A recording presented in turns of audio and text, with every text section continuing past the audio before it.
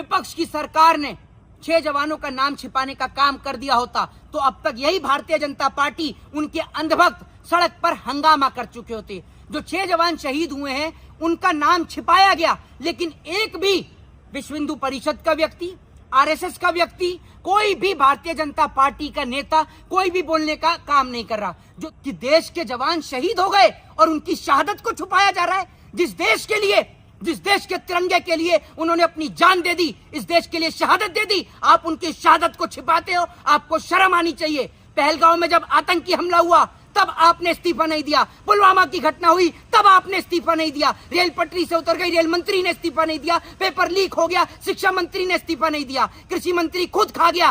रक्षा मंत्री राजनाथ सिंह ने सरेआम झूठ बोला। 6 जवानों के शहीदे पर आप क्या कहेंगे? देखिए, एक चीज मैं आपको बताऊं, जिस तरीके से देश के रक्षा मंत्री राजनाथ सिंह ने संसद के पटल पर खड़े होकर, सदन में खड़े होकर पूरे देश से झूठ बोलने का काम कहा, राजनाथ सिंह को तत्काल अपने पद से इस्तीफा देना चाहिए। राजनाथ सिंह सदन में खड़े होकर कहते हैं कि अगर आपको पूछना है तो ये पूछिए कि ऑपरेशन सिंदूर के दौरान हमारे किसी जवान को तो क्षति नहीं पहुंची, तो उसका जवाब है नहीं।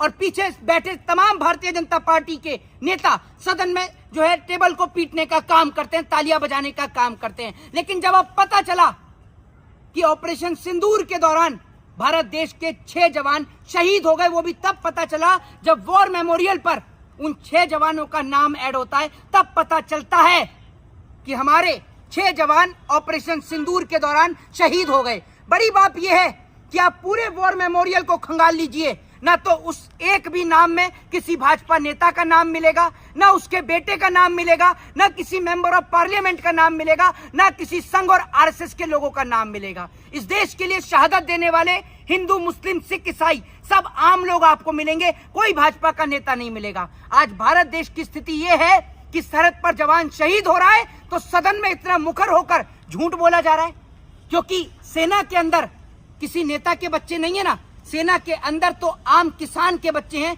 जिनके पिताजी मजदूरी कर रहे हैं, और उन्हीं किसानों के ऊपर लाठी भांजने का काम देश की सरकार करती है।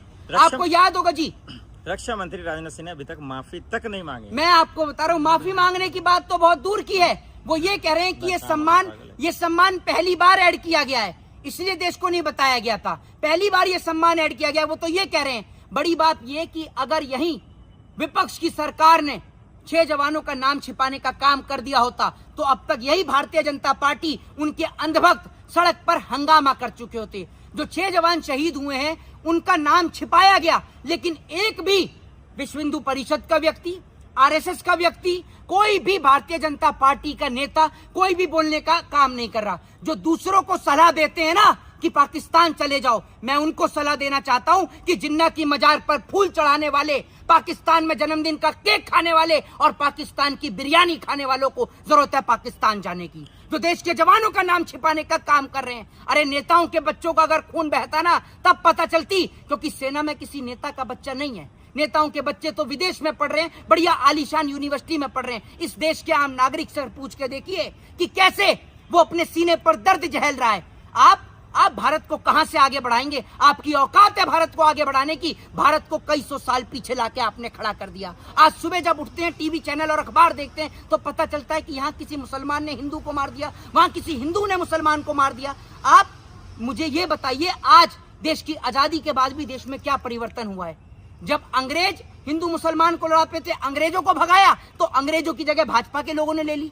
जब एक हिंदू मुसलमान को मारता है तो भाजपा के लोग बड़ा खुश होते हैं, जब एक मुसलमान हिंदू को मारता है तो भी ये लोग बड़ा खुश होते हैं। वो इसलिए क्योंकि ये लोग सोचते हैं कि इनकी रणनीति सफल हो रही है। इस देश का आम आदमी शिक्षा से दूर हट रहा है, हिंदू और मुसलमान के नाम पर एक दूसरे का खून बहा रहा है। वो वक्त भी हमें, सुन लीजिए, वो वक्त भी हमें अच्छी तरीके से याद है जब मुलायम सिंह यादव ने देश के जवान का पार्थिव शरीर घर पर नहीं आया करता था। स्वर्गीय मुलायम सिंह यादव ने एक कानून बनाया जिसके तहत हमारे देश का जवान जब शहीद हुआ तो उसका पार्थिव शरीर घर पर आना शुरू हुआ, और सर्वोच्च सम्मान के साथ देश के सैनिक को, शहादत को, जो जिन्होंने शहादत दी इस देश के तिरंगे के लिए, अपने प्राणों की आहुति दे दी, उनको सर्वोच्च सम्मान के साथ अंतिम विदाई दी जाती थी। लेकिन आज वो दौर आ गया कि देश के जवान शहीद हो गए और उनकी शहादत को छुपाया जा रहा है।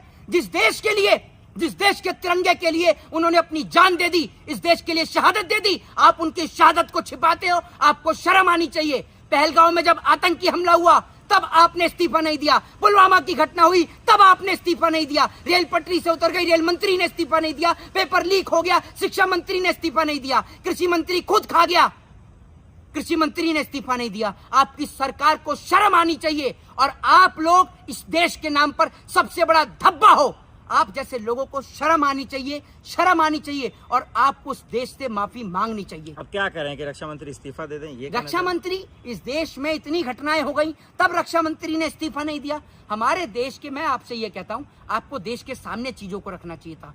पार्लियामेंट में आपको, जब आपने झूठ बोला, आपको वहां बताना चाहिए था कि ऑपरेशन सिंदूर के दौरान हमारे 6 जवान शहीद हो गए, हमारे 6 जवान वीर गति को प्राप्त हो गए, भारतीय तिरंगे के सम्मान में वो जवान शहीद हो गए। तो हम अपने देश के जवानों की शहादत के लिए हम लोग उनके लिए प्रोग्राम रखते, कैंडल मार्च करते, मोमबत्तियां जलाते। हम कम से कम उनको जिस तरीके से उनकी शहादत, उनकी अंतिम विदाई को सैल्यूट कर सकते हैं, हम उस तरीके से उनको सैल्यूट करते। बहरहाल उनके परिवार का नहीं पता, उन जो 6 जवान हैं उनकी शहादत का कोई नाम नहीं, कुछ नहीं। आपने देश के सामने इतनी बड़ी चीज छिपाई तो किसके बिहाफ पर छिपाई है? आपके बच्चे सेना में है क्या?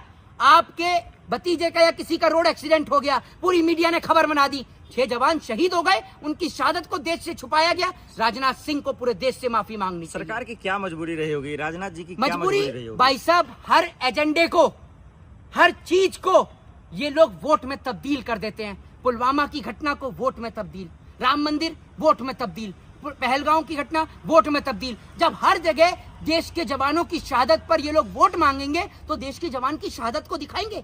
इनके नेता वहां सिर्फ एक बार चले जाते हैं। मैं आपसे पूछना चाहता हूं, इन भाजपा के नेताओं की औकात ये है कि आपके घर के आसपास कोई भी भाजपा का नेता या अंधभक्त रहता हो, उससे पूछ लेना 4 हीरोइन का नाम बता दो तो 4 हीरोइन का नाम बता देगा। लेकिन ये पूछना 4 जवान का नाम बता दे जिसने इस देश के लिए शहादत दी है, एक का भी नाम नहीं बता पाएगा। तो इनसे बड़ा गद्दार कौन है देश का? और इनसे बड़ा जयचंद कौन है देश का? पूरे देश को हिंदू मुसलमान में बर्बाद कर कर, लड़ाकर। और वहीं अमेरिका ने जब हमारे देश के सिविलियंस को मारा तब भी ये चुप रहे, तब भी इनके मुंह से आवाज नहीं निकली। 6 जवान हमारे, क्या कहते हैं, ऑपरेशन सिंदूर में शहीद हो गए, उस पर इनकी चुप्पी और मौन लगा रहा। वो तो देश की गोदी मीडिया ने गला फाड़ फाड़ के दिखाया कि उनसे धर्म पूछकर गोली मारी गई। लेकिन 6 जवान हमारे शहीद हुए, गोदी मीडिया ने अपने मुंह में गोबर भर लिया था क्या? ये सरकार का जूता चाट लिया था जो इनकी आवाज नहीं निकली। ऐसी मीडिया पर मैं ही नहीं, पूरा देश थूकता है। शर्म आती है हमें अपने देश की पत्रकारिता को देखकर, इन देश की गोदी मीडिया के पत्रकारों को देखकर, जो एक भी मुद्दे पे नहीं बात करते, देश के जवान की शहादत पे नहीं बात करते, बात करते हिंदू मुसलमान पे, देश को तोड़ने की। याद रखिएगा, जिस दिन भाजपा की सरकार आएगी, पहला सवाल इस देश की गोदी मीडिया से ही पूछा जाएगा। क्या बीजेपी को एक्शन लेना चाहिए? आखिरी सवाल, बीजेपी को ये एक्शन लेगी। ये इनके बेटे अगर राजनीति में ना होकर, विदेश में ना पढ़कर, अगर सेना में होते ना, तब इनको पता चलता कि एक माँ के कलेजे पर क्या बीतती है जब उसका बेटा शहीद होता है। उसकी बहन की शादी तक के लिए ये लोग नहीं पहुंचते। ये अनपढ़, जाहिल और गवार लोग आज इस देश की कुर्सी पर बैठे हैं और पढ़े लिखे लोग इनको सैल्यूट मार रहे हैं। इस देश के सड़क छाप लोग इनके अंधभक्त बनकर बैठे हैं और पूरे देश को लोग बर्बाद कर रहे हैं। राजनाथ सिंह कुर्सी के लायक नहीं है? कुर्सी के लायक ये किसी चीज के लायक नहीं है। जय हिंद, जय संविधान।